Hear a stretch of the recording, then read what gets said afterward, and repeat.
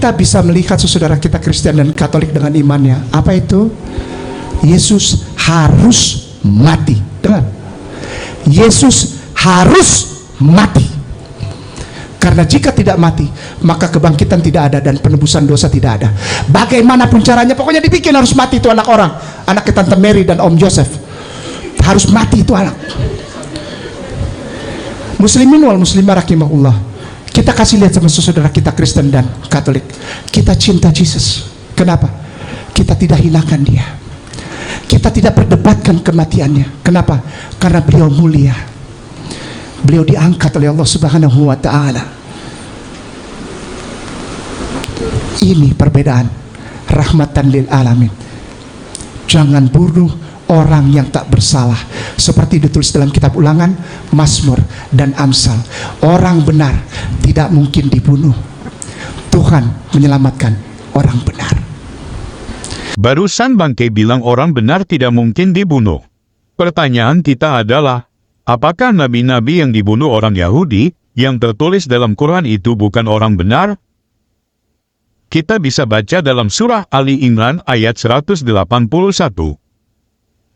Sungguh, Allah benar-benar telah mendengar perkataan orang-orang Yahudi yang mengatakan, sesungguhnya Allah itu miskin dan kami kaya. Kami akan mencatat perkataan mereka dan pembunuhan terhadap nabi-nabi yang mereka lakukan tanpa hak, alasan yang benar. Kami akan mengatakan kepada mereka pada hari kiamat, rasakanlah azab yang membakar. Pada ayat ini dan ayat lainnya, mengatakan bahwa orang Yahudi membunuh nabi-nabi sebelumnya.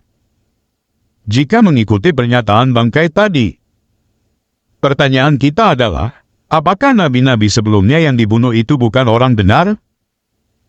Untuk sindiran Bangkai yang mengatakan pokoknya Yesus harus mati, apapun caranya. Biar Pendeta Ezra menjawabnya. Ya. Nah, lalu soal Yesus mati itu pokoknya harus mati, mau tidak mau harus mati. Ingat bahwa kalau kita bicara ini historical Jesus, kita tidak bicara mau atau tidak maunya kita. Ya, 1000 kali kami mau Yesus mati. Kalau Yesus memang fakta sejarahnya tidak pernah mati, ya tidak pernah mati. Tapi 1000 kali pakai nama mau Yesus tidak mati, ya dia akan bertahan seperti itu. Problemnya sekarang bukan soal maunya orang Kristen bagaimana, maunya Islam bagaimana, mau kayak nama bagaimana, tapi fakta sejarahnya apa? Itu yang jadi persoalan. Dan apa kalau memang maunya Yesus tidak mati? Kasih bukti. Buktinya apa? Buktinya tidak ada bukti. Kalau saya paparkan data sejarah. Dan data sejarah yang saya paparkan artinya adalah bahwa fakta Yesus mati dan bangkit itu bukan soal maunya orang Kristen. Bahkan jangankan orang Kristen, murid-murid Yesus pun bahkan tidak mau dia mati. Kenapa? Karena pemahaman salah. Di Matius pasal 16, ketika Yesus memberitakan bahwa dia akan mati, ya, lalu Petrus mencegah dia, kiranya Allah menjauhkan itu dari engkau. Artinya adalah bahwa para murid Yesus langsung pun tidak mengharapkan dia mati. Tapi fakta sejarahnya memang Yesus mati. Dan karenanya maka mereka yang tidak mau dia mati itu menjadi saksi mata. Maka Yesus mati tidak mati itu bukan soal maunya kita, itu soal sejarah. Makanya kita bikin acara debat ini. Tapi kalau yang dibawa adalah tidak ada bukti, ya selesai debat itu. Mau apa lagi kalau tidak ada bukti? Ya. Malam itu sengaja gua cuek, gua duduk, gua asik aja, gua nggak pernah buka ini. Kayak nama nggak pernah buka telepon. Nah, santuy aja, matiin telepon. Kita pun sama-sama percaya soal neraka, soal konsep nerakanya bagaimana itu urusan lain. Tapi kita sama-sama percaya dia akan melemparkan orang berdosa ke dalam neraka. Santai aja lah, ya, santai. Kayak nama nggak pernah buka telepon. Nah, santuy aja, matiin telepon. Ustadz Kenama saya cuma duduk pakai kemeja dan tidak ada handphone, tidak ada laptop. Ustadz Kenama datang bawa apa? Beliau duduk ya tanpa ada handphone di tangan beliau. Oh my goodness.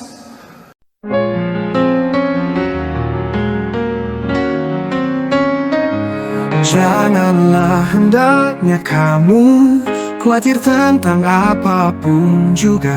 Nyatakanlah dalam segala hal keinginanmu kepada Tuhan dalam doa dan permohonan dengan ucapan syukur. Segala perkara dapat kita tanggung di dalam Dia yang memberi kita kekuatan. Bersukacitalah senantiasa dalam Tuhan. Sekali lagi ku katakan, bersukacitalah. Tuhan kita akan memenuhi segala keperluanmu menurut kekayaan dan kemuliaannya dalam Kristus Yesus. Dimuliakanlah Allah dan Bapa kita selama-lamanya. Amin. Segala perkara dapat kita tanggung di dalam Dia yang memberi kita kekuatan.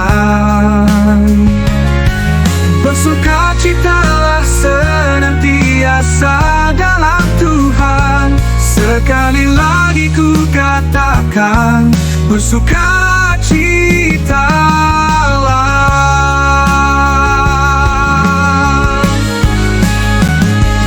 Tuhan kita akan memenuhi segala keperluanmu menurut kekayaan dan kemuliaannya dalam Kristus Yesus. Dimuliakanlah Allah dan Bapa kita selama-lamanya.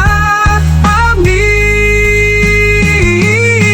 Segala perkara dapat kita tanggung di dalam Dia yang memberi kekuatan. Bersukacitalah senantiasa dalam Tuhan. Sekali lagi ku katakan, bersukacitalah.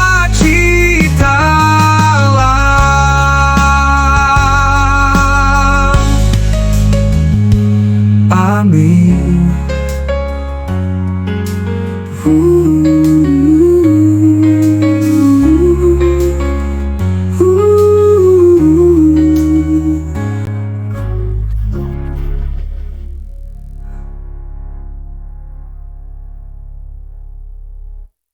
Sepandai-pandai kita menyembunyikan bangkai, satu saat juga bau bangkai itu akan tercium.